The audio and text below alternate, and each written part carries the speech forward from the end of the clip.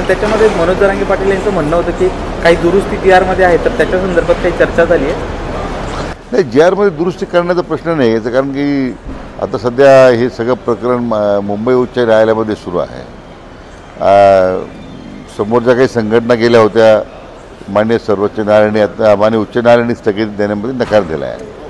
आता ह्याचा काही सूचना मान्य जरांगे पाटलांनी केलेल्या आहे. आवश्यक त्या सूचनेचा निश्चितपणे शासन सर्व विचार करू आपण. परंतु आता सध्या न्याय प्रक्रियामध्ये न्याय व्यवस्थेमध्ये प्रक्रिया सुरू आहे, तर त्यात फार हस्तक्षेप आता आम्हाला करतील असं वाटत नाही.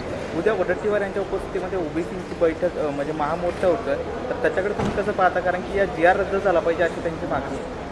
नाही, माझी एवढीच त्यानिमित्तानं खरं म्हणजे मी सातत्याने हे सांगत आलो आहे की ओबीसी समाजाला आरक्षण देताना कधी मराठा समाजाने विरोध केला का? कधी मोर्चे काढलेत का?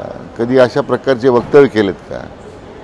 आपण एक बंधुत्व भावनाच इतक्या वर्ष आपण सगळे राहिलो. आता मराठा समाज आपल्या काही मागण्यासाठी काही ज्यावेळी पुढाकार घेतो आहे, पण त्यात ओबीसी समाजातल्या लोकांनासुद्धा आक्षेप नाही आहे. आक्षेप पुढाऱ्यांना नाही, फक्त ओबीसी समाजाला अजिबात या विषयामध्ये काही आक्षेप नाही, कारण इतक्या वर्ष आपण बरोबर राहिलो ना. हे पॉलिटिकल स्कोरिंग सुरू झालेलं आहे. आणि माझी आता काही संघटना उच्च न्यायालयात गेलेल्या आहेत. आता उच्च न्यायालयाने जर त्याला स्थगिती दिली नाही आणि 1 महिन्यामध्ये आता त्याची सुनावणी परत होणार आहे, त्यावेळी तुम्ही भूमिका मांडा ना. पण हे मला वाटतं आम्ही त्या समाजाचे पुढारी आहोत अशा प्रकारची बतावना करण्यामध्ये, किंवा आम्ही त्याचे नेते आहोत असं करता एक चढावट सुरू झालेली आहे.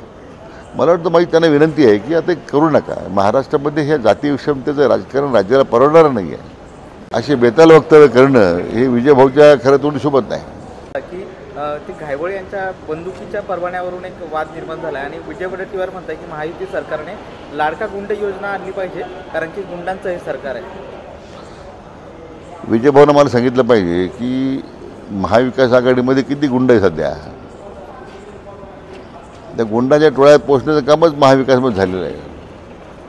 त्यामुळं अगोदर आपण आपलं अंतर्मुखून आपण आपल्या घरात काय चाललेलं आहे, काय घडतं आहे याचा विचार केला पाहिजे.